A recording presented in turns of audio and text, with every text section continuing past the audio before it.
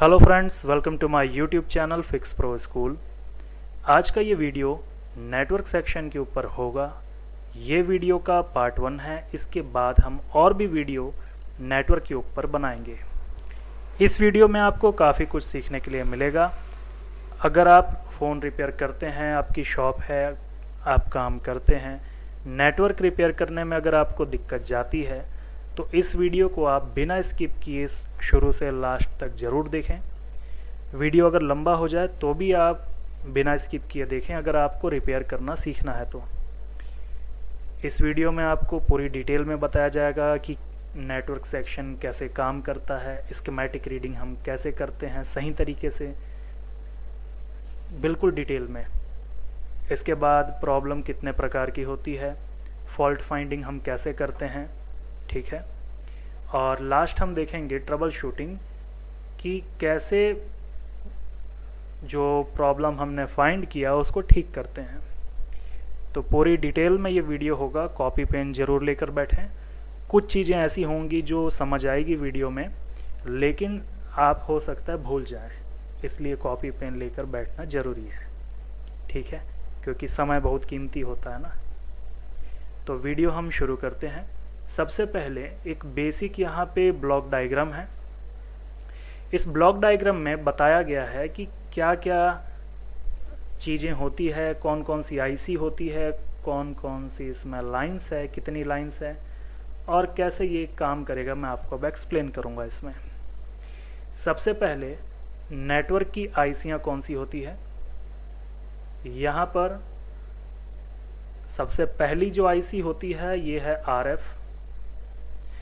हम जो करते हैं ये री इंजीनियरिंग करते हैं। जो इंजीनियर होते हैं वो बनाते हैं चीज़ों को शुरू से, और जो हम री इंजीनियरिंग करते हैं वो आखिरी से जो लास्ट पॉइंट होता है वहाँ से हम शुरू करते हैं।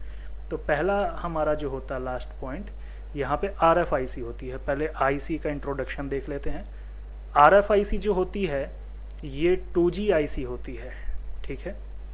इसको आप 2GPA भी बोल सकते हैं। पीए मतलब होता है पावर एम्पलीफायर, ठीक है।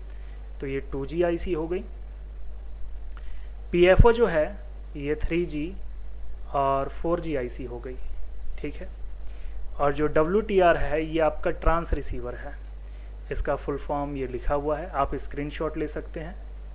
यहाँ पे आपको RF, PFO, WTR, RX, TX और TRX का फुल फॉर्म मिलता है, ठीक है। इसके बाद ये नेटवर्क की आईसियाँ हो गई। किसी भी आईसी को चलने के लिए क्या क्या चीज़ें चाहिए। सबसे पहले इसको चाहिए वोल्टेज, ठीक है। कितने वोल्टेज चाहिए। सबसे पहले इसको चाहिए 1.8 और VPH दोनों वोल्टेज चाहिए। VPH VPH में होता है 3.7 से 4.2 वोल्टेज, ठीक है। और एक होती है लाइन, ये हो सकती है VIO हो सकती है, VDD हो सकती है, कोई भी। इसमें होगा 1.8 के आसपास वोल्ट, 1.8 ही होता है असल में। इसके बाद और क्या चीज़ें होती है। SDACL होता है, सीरियल क्लॉक और सीरियल डाटा। I2C की लाइन होती है ये, I2C, ठीक है। तो ये कुछ चीज़ें चाहिए होती है। इसके बाद हो सकता है किसी आईसी को चाहिए RST हो, RST की लाइन होती है, ठीक है। CLK तो यहाँ पे आपको मिल गया SCL, अलग से CLK भी दे सकता है। ID की लाइन हो सकती है, INT की लाइन हो सकती है, ठीक है। काफ़ी सारी जो लाइंस होती है, EN सिग्नल भी होता है कुछ आईसीओ में। लेकिन यहाँ पे WTR में, RF में और PFO में जो इम्पोर्टेंट लाइन होती है हम उसके बारे में बात करेंगे, ठीक है। तो ये 3 आईसियाँ हो गई नेटवर्क की। एक आईसी और होती है APT, ठीक है। APT आईसी जो होती है ये PFO को और RF को वोल्टेज प्रोवाइड कराती है। इस आईसी के बारे में हम इस वीडियो में बात नहीं करेंगे। YouTube में काफ़ी सारे वीडियोस हैं जो APT के बारे में बताएंगे आपको सारी चीज़ों के बारे में, लेकिन मैं अपने चैनल में आपको step by step mobile repair करना सिखाऊंगा। तो जैसे कि नेटवर्क सेक्शन के ऊपर आज हमने एक वीडियो देखा, जो हम बना रहे हैं अभी ये देखेंगे। इसके बाद जो सेकंड वीडियो बनेगा उसमें और भी चीज़ें, थोड़ा एडवांस ब्लॉक डायग्राम होगा, जैसे ये ब्लॉक डायग्राम आपके सामने है, इससे और ज़्यादा एडवांस आपके सामने होगा। उसमें आप और भी काफ़ी सारी चीज़ें समझेंगे। फिर हम 5G के बारे में भी बनाएंगे, ठीक है। तो RF के बारे में आपने समझे, ठीक है। जो RFIC होती है, सबसे पहले यही IC एंटीना केबल से जुड़ी होती है। एंटीना केबल का एक कनेक्टर होता है मेन बोर्ड में, वहाँ से एक अंडरग्राउंड लाइन आती है और यहाँ इस लाइन में एक कॉइल होता है जो ग्राउंड किया होता है। इस कॉइल का काम होता है जो बाहर से फ्रिक्वेंसी आती है, क्योंकि हम जो टीवी देखते हैं, जो D2H वगैरह होता है, एयरटेल वाली जो टीवी होती है, वो डिश टीवी वगैरह, ये सारी टीवी, फिर रेडियो, ठीक है, और भी काफ़ी सारी चीज़ें। तो ये सारी चीज़ों की अपनी अपनी फ्रिक्वेंसी होती है, ठीक। इनकी अपनी फ्रिक्वेंसी होती है। वो फ्रिक्वेंसी भी तो एटमॉस्फेयर में है ही, आपके फ़ोन से टकराती है वो फ्रिक्वेंसी भी, ठीक है। तो ये जो कॉइल होता है और कैपेसिटर होता है, ये उन फ्रिक्वेंसी को ग्राउंड कर देता है जो आपके फ़ोन के काम की नहीं होती, ठीक है। तो यहाँ पे जो कॉइल और कैपेसिटर लगे होते हैं ये बहुत इम्पॉर्टेंट होते हैं। इनमें से कोई भी एक कैपेसिटर या कॉइल अगर रिमूव हो जाता है तो आपका नेटवर्क पूरा ख़त्म हो सकता है, या कहीं पे नेटवर्क आएगा, कहीं पे नहीं आएगा। तो यहाँ पे आपने बहुत सावधानी से चेक करना है कि कोई कंपोनेंट उखड़ा तो नहीं है, कोई निकला तो नहीं है। सेम बोर्ड से आपको वो रिप्लेस करना ही पड़ेगा अगर आप नहीं करते।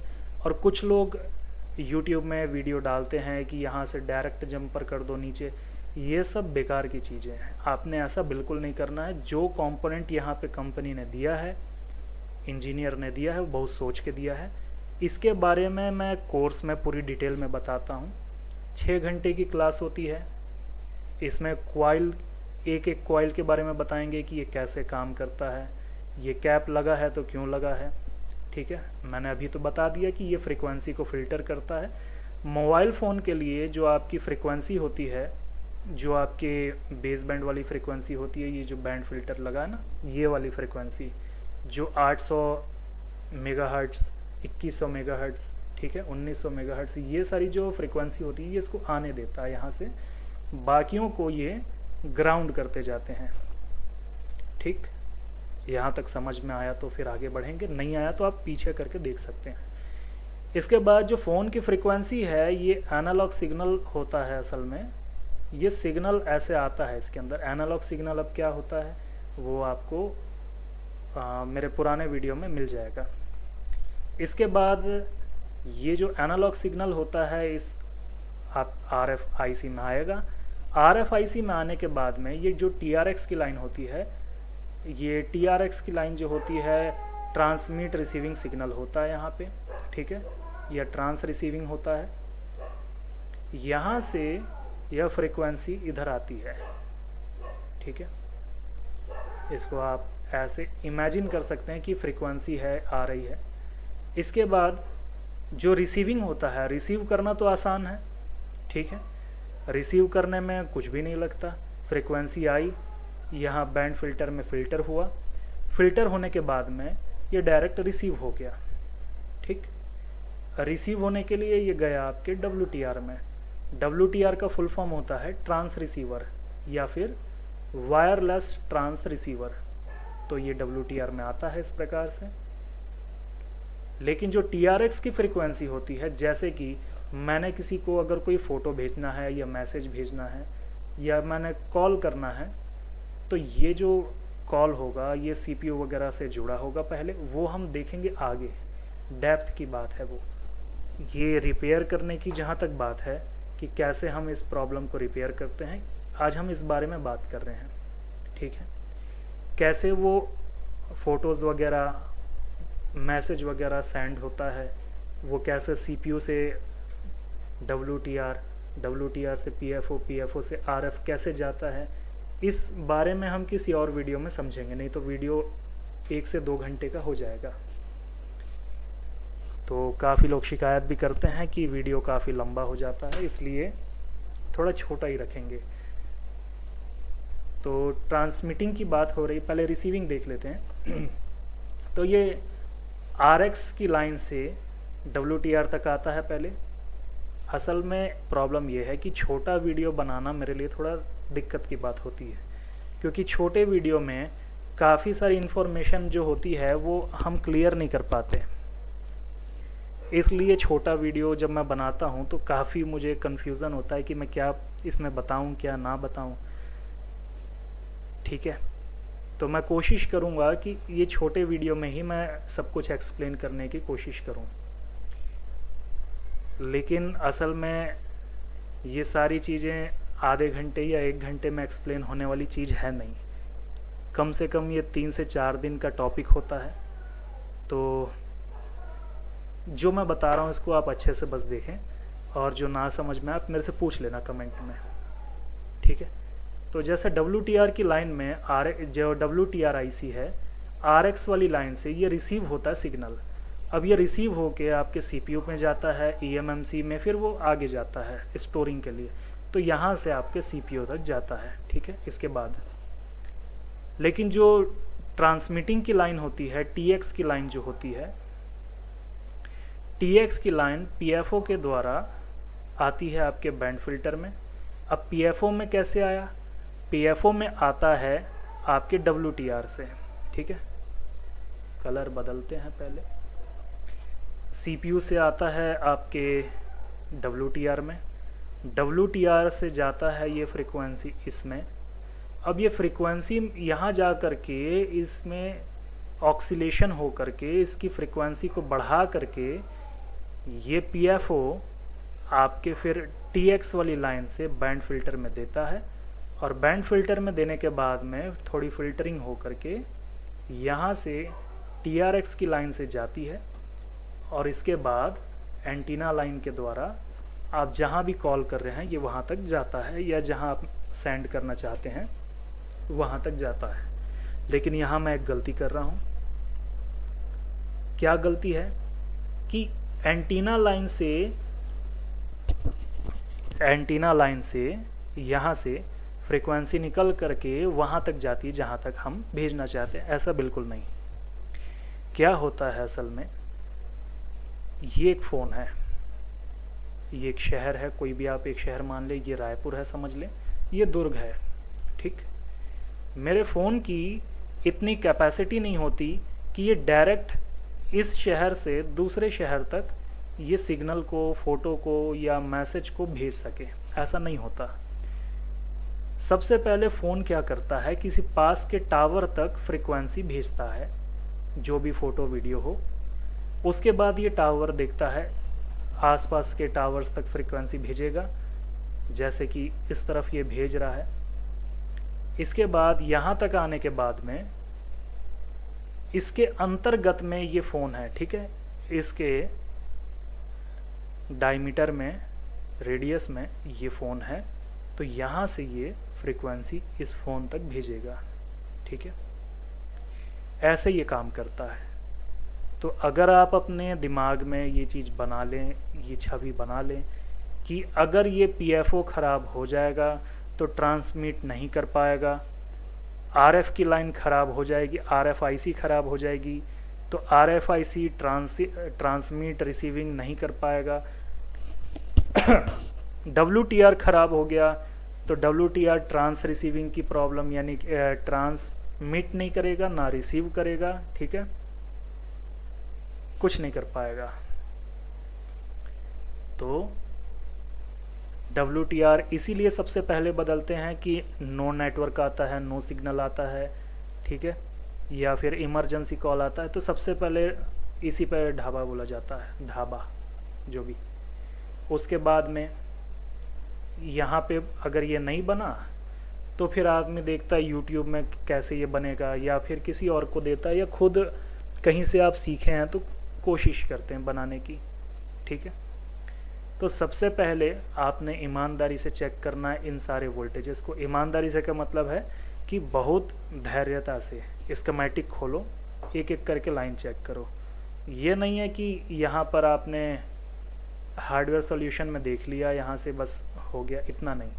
एक चीज़ देखो, यहाँ पे वीबैट की लाइन है, ठीक। इसके बाद में यहाँ पे एंटीना की लाइन है। मैं एक चीज़ बता रहा हूँ, यहाँ पे WTR वाली लाइन, ठीक है। अभी यहाँ पे एक और पर्पल कलर की लाइन है, ये कहाँ जाती है और इसका नाम क्या देख लेते हैं। ये भी WTR तरफ जाने वाली लाइन है, और ये TRX की लाइन है। तो वोल्टेज की एक ही लाइन मिली यहाँ पर, ठीक। लेकिन ये है आपका RFIC। RFIC का आप डायग्राम देखो, यहाँ पे वीबैट है, VCC है, V रैम्प है। इसका फुल फॉर्म होता है वोल्टेज फॉर रेडियो एम्पलीफिकेशन या एम्पलीफायर, ठीक है। इसको याद रखना, ये आगे काम आएगा जब 5G में आपको पढ़ाऊंगा, तो ये काम आएगा आपके, ठीक है। एम्पलीफिकेशन के लिए अलग अलग वोल्टेजेस होते हैं। VIO, ठीक है, 1 2 3 4, ठीक। VIO में होता है 1.8 वोल्ट। ये VIO की लाइन है, इस लाइन को पकड़ लेते हैं, यहाँ पे आया 1.8।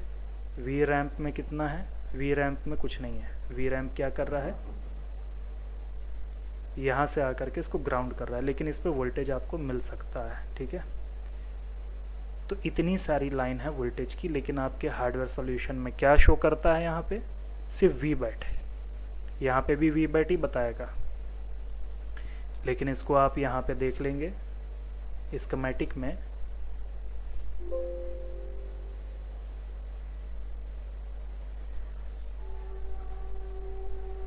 यहाँ पे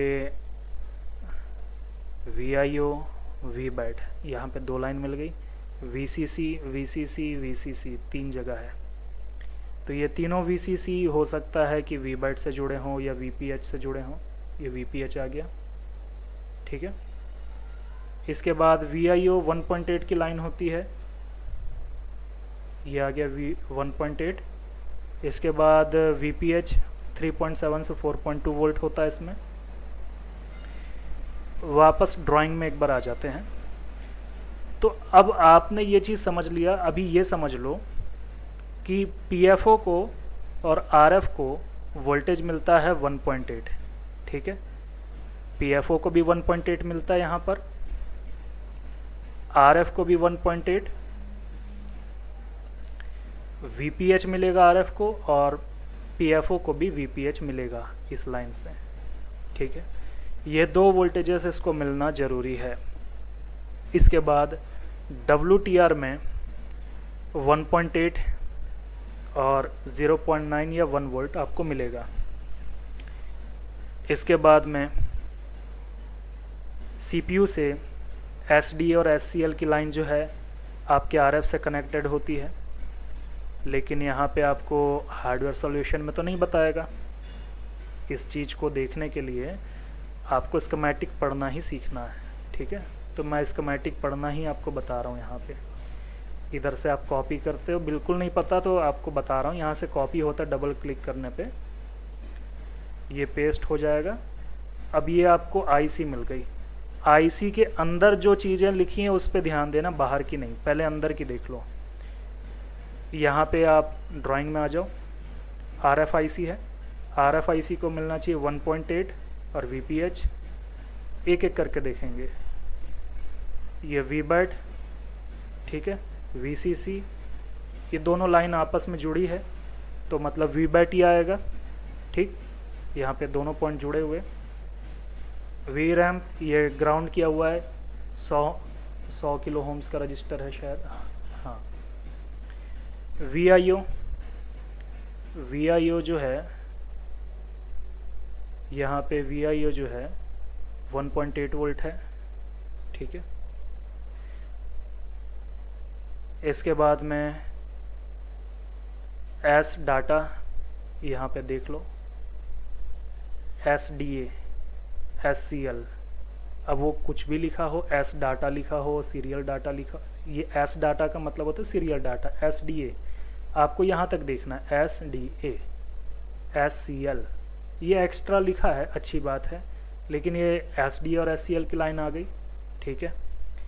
इसके बाद में अब हम दूसरी चीज़ देखेंगे TRX वाली लाइन, ठीक है, क्योंकि SDA हो गया, SCL हो गया, 1.8 हो गया और VPH हो गया, इसके बाद आएगी TRX की लाइन, ठीक है। अच्छा, यहाँ पे जो मैंने वी रैम्प बोला था आपको कि गौर करना इसको, ये आएगा आपके 5G में, ठीक है। तो ये मैंने इसलिए बोला आपको ताकि उस चीज़ को आप गौर करें, ठीक है। ऐसा नहीं है कि वो 5G में बहुत इंपॉर्टेंट चीज़ आएगी। बोलने का मेरा मतलब ये था कि वी रैम्प लिखा हुआ है, तो एक बार की बात है, इसको एक पर्सन ने वी रैम बोल दिया। रैम का मतलब अलग चीज़ होती है, ठीक है, वो स्टोरेज रिलेटेड चीज़ हो गई। तो वोल्टेज फॉर रैम नहीं है ये है वोल्टेज फॉर रेडियो एम्पलीफिकेशन। इस चीज़ को याद रखना, 5G से रिलेट मत करना, मैंने आपको सिर्फ आपके माइंड में ये चीज़ बैठ सके इसलिए मैंने बोल दिया था। तो आगे अब देखते हैं और चीज़ों को, जैसे कि यहाँ पे आपने देखा 1.8 VPH, इसके बाद में SD SCL। अब कुछ इंपॉर्टेंट चीज़ें, ये जितनी भी ग्राउंड की लाइन है ये सभी इंपॉर्टेंट है, एक भी आप उखाड़ दो हो सकता है आपका नेटवर्क आना बंद हो जाए, ठीक है, ये सब ज़रूरी है। इसके बाद में यहाँ पे है TRX की लाइन, ठीक है। ये वीडियो मैं इस तरह से बना रहा हूँ कि आप रिपेयर कर सको, जैसे हमारी शॉप में कोई रिपेयर करते हैं जो उनको मैं एक्सप्लेन करता हूँ कि कैसे आप रिपेयर करो, तो उस हिसाब से बता रहा हूँ कि एक्यूरेट आप रिपेयर कर पाओ, ठीक है। एक्सप्लेनेशन पे तो और भी वीडियोस बनेंगे, बट पहले वीडियो से ही आपको कुछ बेनिफिट मिलने लगे, रिपेयर कर पाओ, इस टाइप का ये वीडियो बन रहा है, ठीक है। ऐसा नहीं कि मेरे आप 4-5 वीडियो लगातार देखेंगे तभी आप बना पाएंगे। आज ये वीडियो देखो, कुछ एक्सपेरिमेंट्स आप करो, जो प्रॉब्लम वाले फ़ोन आएंगे फ़ोन बनने लगेगा, ठीक है। और भी डेप्थ वाली नॉलेज चाहिए, मैं कोशिश करूँगा देने की, बट जितना हो पाएगा उतना, ठीक है। बाकी कोर्स में आप आना चाहो तो आ सकते हो, 1 अगस्त वाली बैच में 2 सीट अभी खाली है ऑफलाइन में, और ऑनलाइन में अगर आप आना चाहो तो काफ़ी सारी उसमें सीट्स होती है, जितने आना चाहो आ सकते हैं उसमें, लाइन ऑनलाइन वाले में, ठीक है। बट ऑफलाइन में 2 ही सीट खाली है अभी। चलो ये गुम हो गया तो क्या करेंगे, यहाँ से ऐसे कर लेंगे, ठीक है। तो यहाँ पर TRX की जो लाइन है, अब देखो यहाँ पे कन्फ्यूज़न होगा सभी को। क्या कन्फ्यूज़न होगा, अभी यहाँ पे थोड़ा एक्टिव होकर बैठो। TRX B1, TRX B3, B34, 39, B20, B278, 40, 41, ये वो, ठीक है। इतने सारे TRX की लाइन, यहाँ पे वोल्टेज तो 1 ही 2 मिला, SD SCL 1 ही 2 मिला, लेकिन TRX कितने सारी लाइन है, इतनी सारी लाइन। अब आप एक चीज़ देखो, इतनी सारी लाइन के बाद में ये है बैंड फिल्टर, ठीक है। अब ये बैंड फिल्टर यहाँ पे कितने सारे हैं, अब आप ये देखो, इतने सारे बैंड फिल्टर हैं, कौन से वाले बैंड फिल्टर में आपकी प्रॉब्लम है, अब ये खोजना कैसा होगा, ठीक। किस बैंड फिल्टर में आपकी प्रॉब्लम है वो कैसे देखें उसके बारे में अब बात करते हैं, ठीक है। SD SCL चेक करने के लिए मैं आपको एक तरीका बता देता हूँ, मैं 1 मिनट, जो भी SD और SCL की लाइन होती है, इस लाइन पे आपको 1.8 वोल्ट या 1.8 से 2.8 वोल्ट के आसपास मिलेगा पुल अप रजिस्टर पे, ठीक है।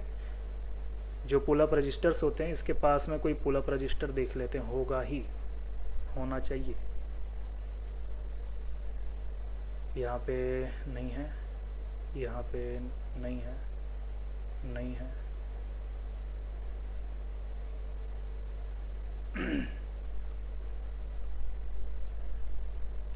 पुल अप रजिस्टर ज़रूरी होता है, पुल अप रजिस्टर के बिना फ्रीक्वेंसी क्या है वो पुल अप नहीं कर पाता। चलो पुल अप नहीं दिया है यहाँ पे, तो हो सकता है CPU के अंदर से ये पुल अप वोल्टेज के साथ ही आ रहा हो, ठीक है। तो ये भी एक चीज़ होती है, पुल अप रजिस्टर ना दे तो ऐसा भी होता है। तो अब आगे देख लेते हैं। तो यहाँ पे SDACL को चेक करने का तरीका, यहाँ पे लगभग 1.8 के आसपास वोल्ट आपको मिलेगा, पहली चीज़। दूसरा यहाँ पे VPH और VIA तो चेक कर ही सकते हैं 1.8 और 3.7 से 4.2। लेकिन TRX की लाइन में प्रॉब्लम है, ये आप कैसे देखेंगे? सबसे पहले आप कौन से शहर में रहते हैं। फॉर एग्ज़ाम्पल यहाँ पे आ जाते हैं 4G बैंड इन इंडिया, ठीक है। 4G बैंड इन इंडिया, यहाँ पर इसको ओपन करते हैं। अब जैसे कि मैं रहता हूँ छत्तीसगढ़ में, ठीक है, हम यहाँ पे देख लेते हैं। जैसे मैं छत्तीसगढ़ में रहता हूँ तो छत्तीसगढ़ जो है ये मध्य प्रदेश में आ जाता है। अब जैसे मैं एयरटेल बना रहा हूँ तो ये एयरटेल है।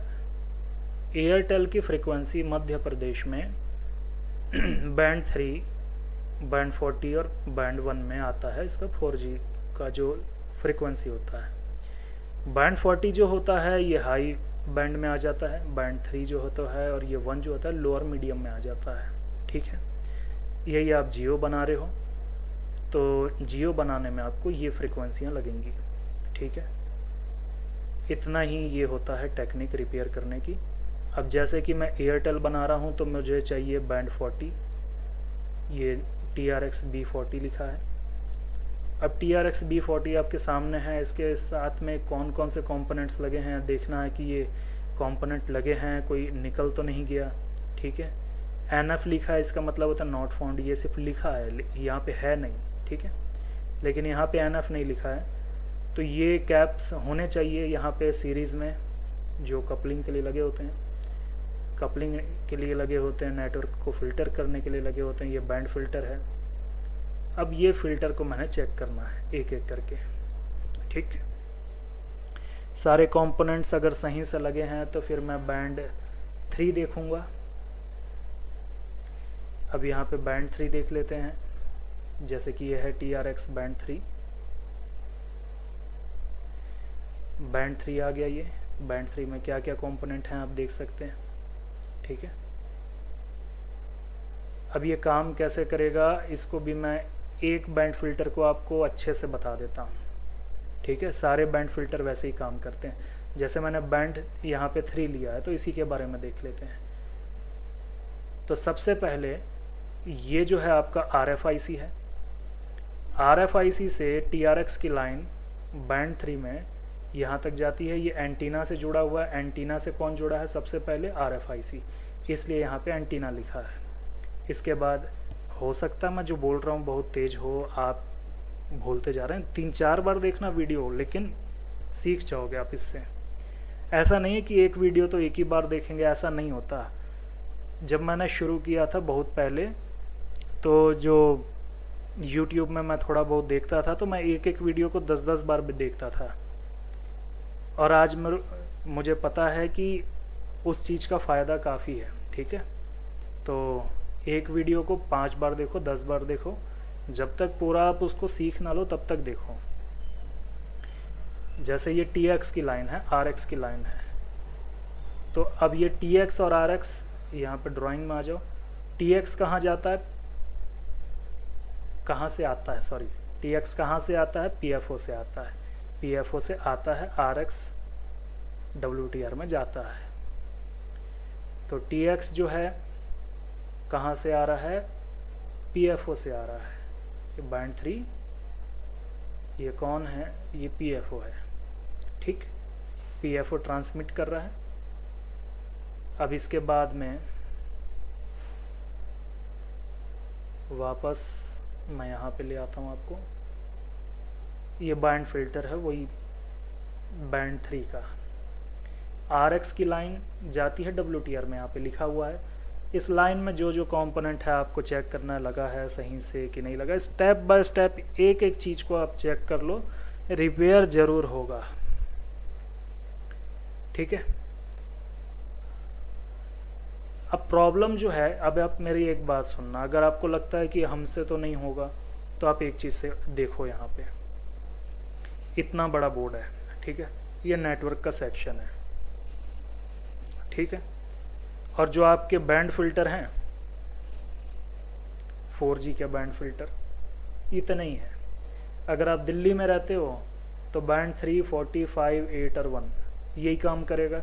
1, 2, 3, 4, 5 बैंड फिल्टर आपने चेक करना है, ठीक। WTR आप चेंज करके पहले देख लोगे, उसके बाद में भी अगर नहीं बनता तो आप एक एक बैंड फिल्टर भी चेक कर सकते हो, ठीक है। बैंड फिल्टर आपने चेक करना है और सारी चीज़ें जो होती है, ठीक है। और PFO है, RF है, इसको आप चेंज करके देखोगे। सबसे पहले तो वोल्टेज ही चेक करना है स्टेप बाय स्टेप, ठीक है। अब आप जियो बना रहे हो तो ये 3 फ्रीक्वेंसी आपने देखना है, 3, 5, 40, 3, 8, 1। अगर वोडाफोन है, वोडाफोन आइडिया, BSNL है तो बैंड 8, ठीक है। वापस इसमें आ जाओ स्कीमेटिक में, तो इतनी सी जगह है, आपको 15-20 चीज़ें, 15-20 कंपोनेंट ही चेक करना है, आपका फ़ोन रिपेयर होगा। लेकिन ये सोचोगे कि 15-20 कंपोनेंट चेक करने के बाद भी नहीं हुआ तो फिर सेट रिटर्न कर दो, फिर वीडियो देखने का भी क्या फ़ायदा इतना देर, है ना। तो अगर आप वीडियो देख रहे हैं इतनी देर, आप समय दे रहे हैं अपना, तो एक एक चीज़ को प्रैक्टिस भी करो। जो आपके पास फ़ोन बनने के लिए आता है उसको आप चेक करो, ये तरीका फॉलो करो, वीडियो चालू कर लो। वीडियो चालू करने से पहले जो इसमें जो बताया गया, इसमें नोट्स बनाओ, ठीक है। जो स्टेप्स बताए जा रहे हैं उसके नोट्स बनाओ। इसके बाद में जब फ़ोन आता है नेटवर्क में तो उसको चेक करो एक एक स्टेप बाय स्टेप। उसके बाद भी नहीं होता तो मेरा व्हाट्सएप नंबर नीचे दिया है, आप इस पर व्हाट्सएप करो कि आपको प्रॉब्लम जा रही है रिपेयर करने में, आपने क्या रिपेयर किया, अब आपको क्या करना है। अगर आपको नहीं समझ आ रहा पूछ लो, थोड़ी बहुत चीज़ें आप देखोगे करोगे, आपको करना आएगा रिपेयर। लेकिन डेप्थ में अगर आपने जाना है, बिल्कुल डेप्थ में सही तरीके से, मतलब सही तरीका तो ये भी है, लेकिन बिल्कुल डेप्थ में आपको पूरी मास्टरी करनी है इस चीज़ में, आपको कोर्स करना ही होगा। अगर आप खुद से प्रैक्टिस करने की सोचोगे तो कर लोगे, लेकिन समय लगेगा, काफ़ी समय लगता है, क्योंकि ये सारे जो एक्सपेरिमेंट करने में मुझे भी काफ़ी समय लगता है। एक एक लाइन को देखना, चेक करना, इसमें कुछ एक्सपेरिमेंट्स करना, R&D करना, ये सारी चीज़ें करने के बाद ही मैं आपको बता पा रहा हूँ इतनी चीज़ें। तो ये सब एक बोर्ड में ये सारी चीज़ें करने में एक एक हफ्ता भी लगता है, ठीक है। जब हम किसी नए बोर्ड में प्रैक्टिस करते हैं, मतलब उसमें जो फॉल्ट फाइंडिंग का जो तरीका देखते हैं, क्या क्या फॉल्ट आ सकता है उसमें, वो सारी चीज़ें जो हम खुद से करते हैं, जो R&D प्रोसेस होता है रिसर्च एंड डेवलपमेंट का, इसमें काफ़ी समय लगता है। तो अगर ये सारी चीज़ें आप कर सकते हो तो आपकी नॉलेज हो सकता है कुछ आने वाले सालों में मेरे से भी ज़्यादा हो, या किसी और YouTube में कोई बता रहा हो, कोई इंस्टीट्यूट वाला हो। काफ़ी सारे इंस्टीट्यूट वाले ऐसे होते हैं कि सिर्फ आ जाओ सीखने के लिए वाले होते हैं। तो कुछ भी हो, आप एक चीज़ समझ लो, अगर आप ऐसी प्रैक्टिस करते हो जैसा मैंने बताया, रिसर्च एंड डेवलपमेंट वगैरह, वो सारी चीज़ें, हर नई प्रॉब्लम को ट्रेस करने की कोशिश, उसकी मतलब प्रोसेसिंग कैसी होती है, कैसे चलता है, तो आप ज़रूर कर लोगे। आने वाले सालों में आप हमसे भी आगे निकल सकते हो, ठीक है। लेकिन समय बहुत लगेगा, कितना वो आपकी मेहनत पे डिपेंड करता है। लेकिन जब आप कहीं पे कोर्स करते हैं, सीखते हैं किसी सही जगह जा कर के, तो ये होता है कि आप उसी चीज़ को बहुत जल्दी कर लेते हैं। एक आपको मार्गदर्शन मिल जाता है, एक रास्ता मिल जाता है। अब यहाँ पे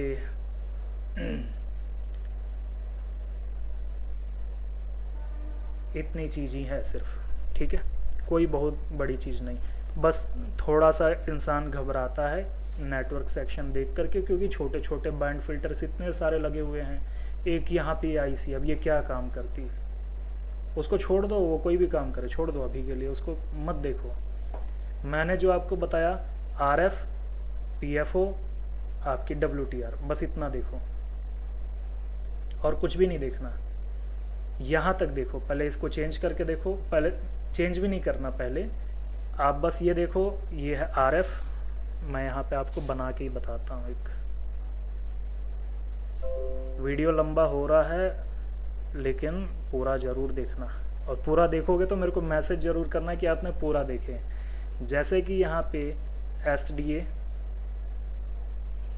SCL 1.8 और VBAT या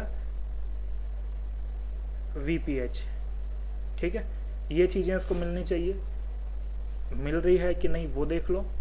अब यहाँ पे 1.8 वोल्ट और 0.9 यानी कि 1 वोल्ट, ठीक है, इस पे 1.8 VPH, ठीक, और SDA,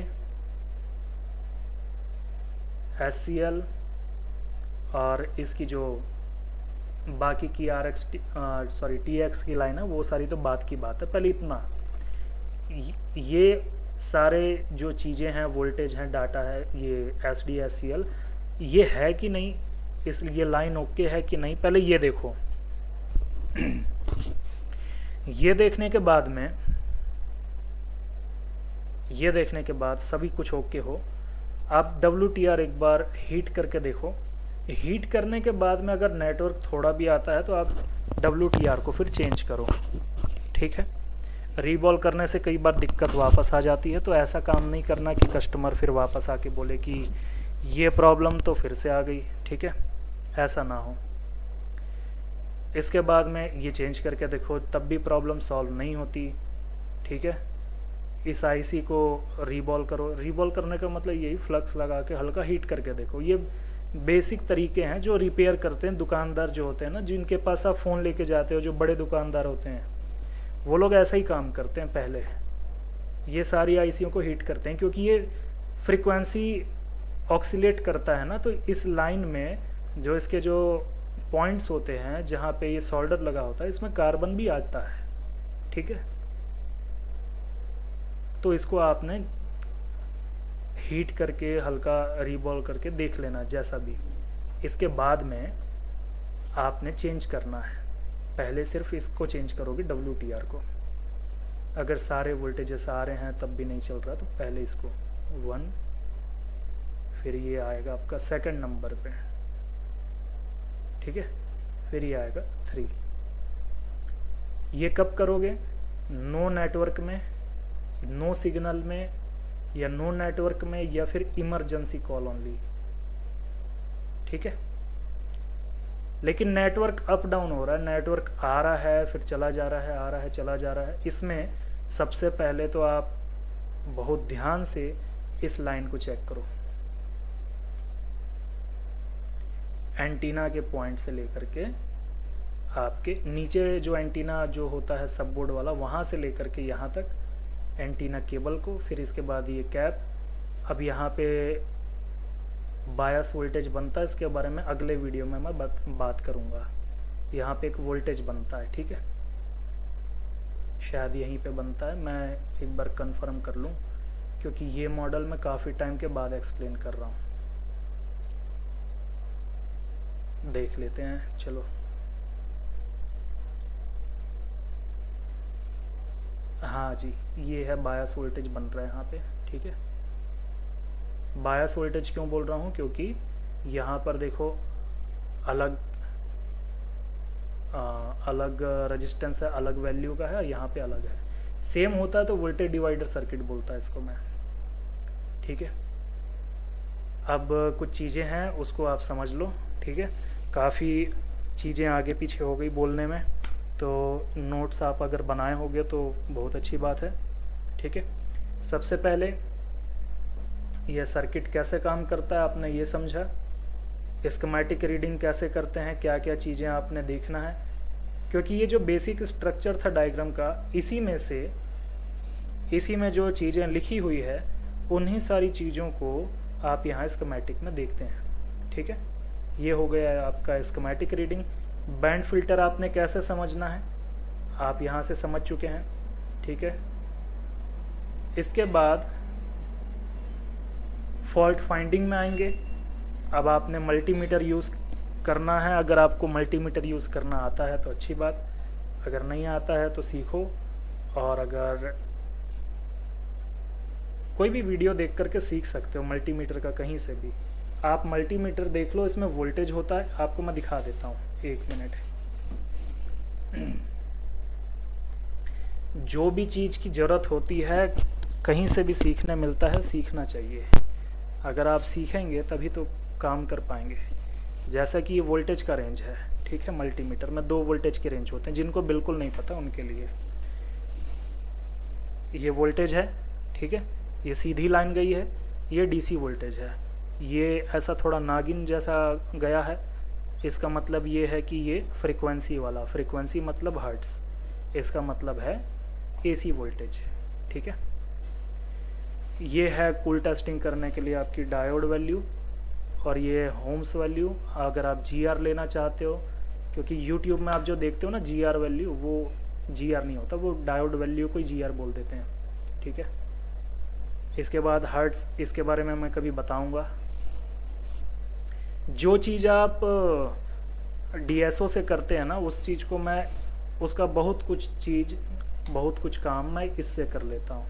ठीक है, मल्टीमीटर का पूरा यूज़ आपको मैं कोर्स में बताऊंगा, सिर्फ बताऊंगा नहीं, आपसे मैं प्रैक्टिस भी करवाता हूँ इसमें, चाहे आप ऑफलाइन करो या ऑनलाइन करो। लेकिन वही होता है कि ऑनलाइन जो क्लास होती है वो 1 घंटे की होती है 30 दिनों की, और जो ऑफलाइन क्लास होती है वो एवरीडे 4 से 6 घंटे की क्लास होती है और 30 दिन होती है। तो आप समझ ही सकते हैं कितनी डेप्थ नॉलेज आपको मिलेगी। सीखने के बाद आप चाहें तो अपना खुद का सिखाने का काम भी कर सकते हैं, कुछ महीने प्रैक्टिस करके, स्टडी मटेरियल को स्टडी करके। इसके बाद हो गया यहाँ पर स्कीमेटिक रीडिंग।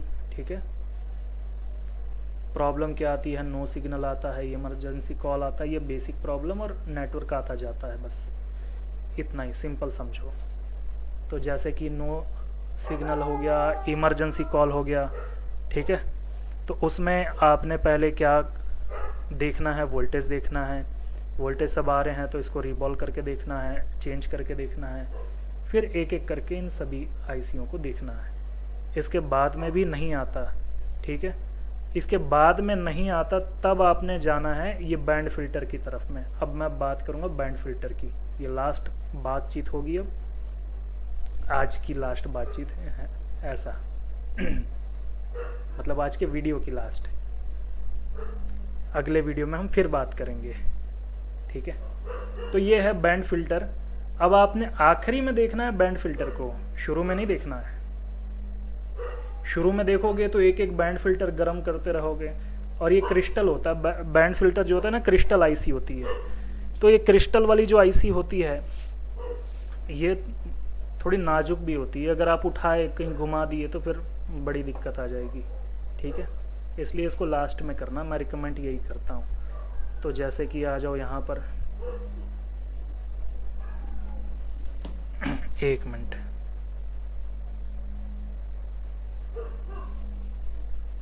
तो जैसा कि यहाँ पर आप आ जाओ, ये है सारे बैंड फिल्टर हैं यहाँ पर, ठीक है। ये पूरा बैंड फिल्टर का परिवार है यहाँ पे, समझो, ठीक है। लेकिन आपको कौन से वाले फ़िल्टर को चेक करना है, यहाँ से आपको नॉलेज मिलेगी, ठीक है ना। जैसे बैंड 3, अब बैंड 3 है, मैं एयरटेल सिम लगा करके कोई फ़ोन रिपेयर कर रहा हूँ, मैं बैठा हूँ मध्य प्रदेश में, बैंड 3, 40 और 1, ये 3 बैंड मैंने चेक करना है। तो अब यहाँ पे देख लेते हैं थोड़ी सुपर फास्ट स्पीड में।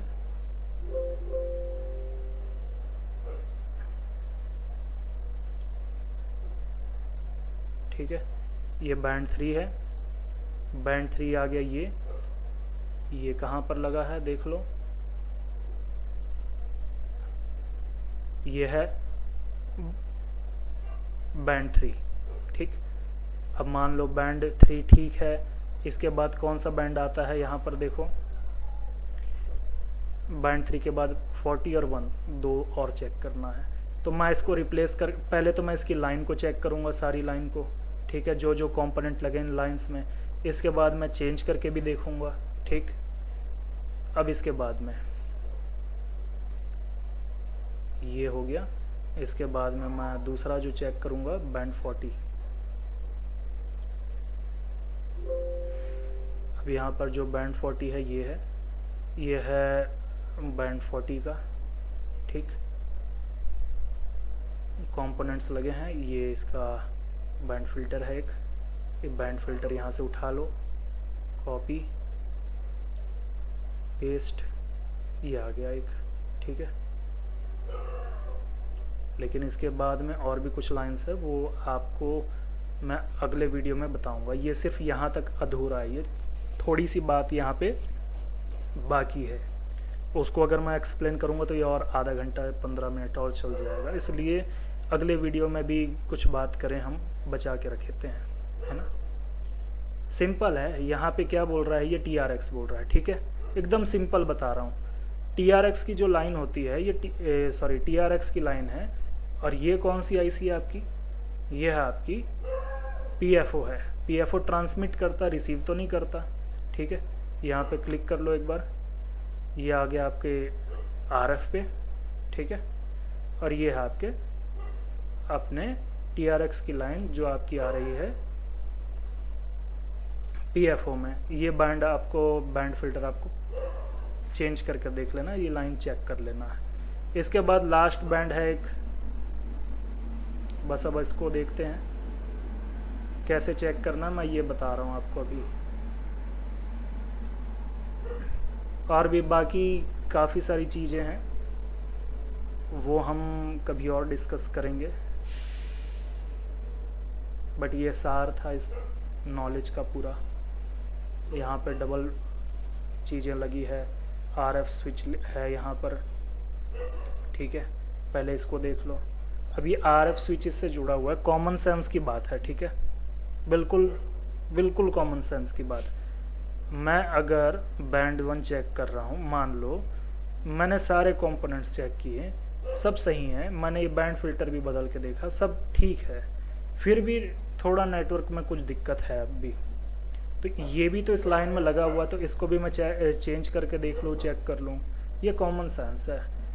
अगर इस बैंड फिल्टर से कोई लाइन गई है और कहीं पे जुड़ी है, तो उसको चेक करना ये मेरा कॉमन सेंस ही है, ठीक है, ये करना ही है। फिर अगर ये सारी चीज़ करके भी नहीं होती, तो ये सब एक दूसरे से लिंक जुड़े हुए हैं।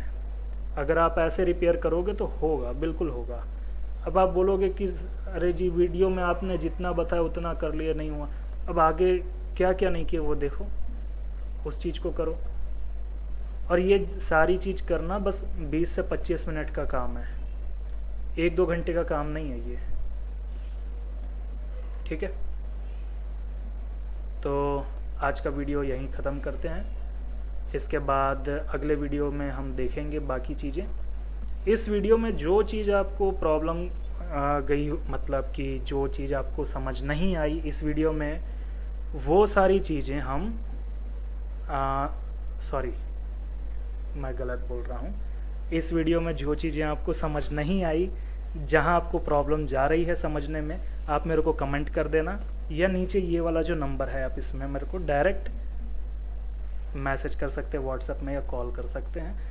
लेट काफ़ी हो चुका है, घर से कॉल आ रहा है बार बार, इसलिए मेरा ध्यान थोड़ा भटक रहा है, ठीक है।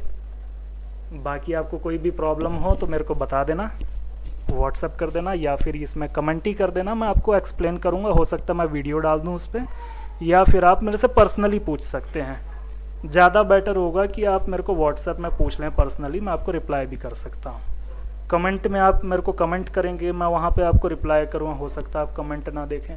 काफ़ी लोग ऐसे हैं जो कमेंट करते हैं, कोर्स करना है, लेकिन वो कमेंट वापस मैं करता हूँ, देखते ही नहीं रिप्लाई, ठीक है। तो अगर आप कोर्स ज्वाइन करना चाहते हैं तो कोर्स ज्वाइन कर सकते हैं, ऑनलाइन ऑफलाइन दोनों कोर्स चालू है, ठीक है जी। 1 अगस्त से हमारा बैच शुरू होगा, तो इससे पहले आपको ज्वाइन करना होगा अगर करना चाहते हैं तो। ठीक है जी, धन्यवाद जी, ख़त्म करते हैं आज का वीडियो।